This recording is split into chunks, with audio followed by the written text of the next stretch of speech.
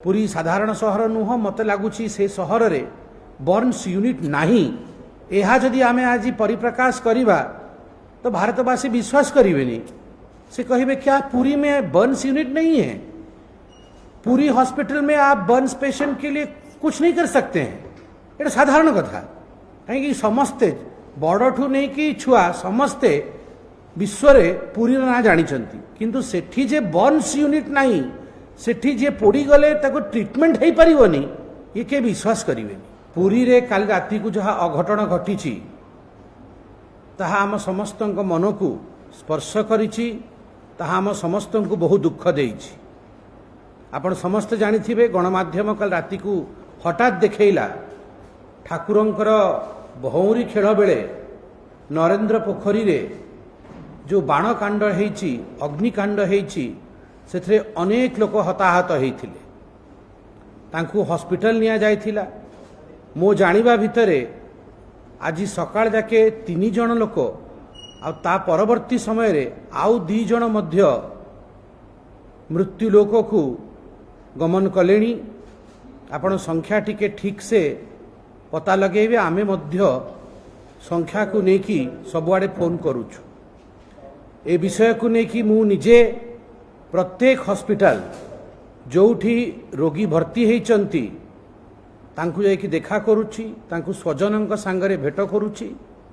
जहाँ साहाज्य पार्टी तरफ रु हेई पारिबो, जहाँ साहाज्य आम तरफ रु हेई पारिबो आमे पारु पर्यंत चेष्टा करूछु। किंतु दुखर विषय पुरी गोटे साधारण अंचल नुहे। पुरी भारतवर्षर गोटे नामी सहर। ओडिशार गर्व होची पुरी, ओडियांकर स्वाभिमान होची पुरी। जदि पुरी रे 30 जन लोकंको उपरे एभली गोटे दुर्घटना हैला, अग्निकांड हैला, मो मतरे सेठी सफिशिएंट एम्बुलेंस रहिबा दरकार थिला।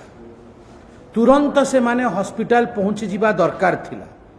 आज मु डॉक्टरंक सांगरे बहुत विस्तृत कथबार्ता हेछि। मु निजे जने डाक्तर, निजे जने सर्जन आ बर्न्स यूनिट आमे मध्य हैंडल करथिलु। बहुत स्पष्ट भाव में आपको बतेदा पे चाहे मेडिकल फील्ड रे जेकोसी बीमारी हो इमरजेंसी विषय रे गोटे गोल्डन पीरियड थाए। से गोल्डन पीरियड भितरे जेते बेले आमे पेशेंट को डाक्तरखाना पहुँचे दो तारा बंचिबार संभावना बढ़ी जाए। कल राति सारा आमे सोइनु। किए सम हॉस्पिटल फोन करुची, किए एम्स फोन करुची, किए एससीबी फोन करुची, किए हाईटेक हॉस्पिटल फोन करुचंती। मुख्यतः यही हॉस्पिटल मानकर आमर पेशेंट सब अछंती। बेड अरेंजमेंट केंती हबो, केंती तांको पय एम्बुलेंस आसीबो, समस्तंको विलंब हेछि। बहु विलंब रे सब पेशेंट माने गंतव्य हॉस्पिटल को पहुंचीचंती। और अनेक पेशेंट आज जदि क्रिटिकल अछंती तांकर फ्लूइड रिससिटेशन ठीक टाइम रे तांको फ्लूइड दिया ही पारिनी, ठीक टाइम रे तांको उचित मेडिसिन दिया ही पारिनी। तांको अवस्था आज एमती हेछि। मु निजे डाक्टरी पढ़ी और निजे डाक्तर मानक सांगरे आलोचना करके विषय कहूछि। पूरी साधारण सहर नुह मत लगुच से सहर रे बर्न्स यूनिट नहीं यह जदि आम आज परिप्रकाश करवा तो भारतवासी विश्वास करेंगे। से कहे क्या पुरी में बर्न्स यूनिट नहीं है? पूरी हॉस्पिटल में आप बर्न्स पेशेंट के लिए कुछ नहीं कर सकते हैं। ये साधारण कथा कहीं समस्ते बड़ ठू नहीं कि छुआ समस्ते विश्व पुरी ना जानी किंतु सेठी जे बर्न्स यूनिट नहीं सेठी जे पोड़ी गले ताको ट्रीटमेंट हो पारिबनी ये के विश्वास करेंगे। आमर आज दाबी रही कि ये पूरा विषय जहाँ हेछि तार गोटे खोलाखोली तदंत हो। ये तदंत तार रिपोर्ट तक्षणात जनता समक्ष रखा हो।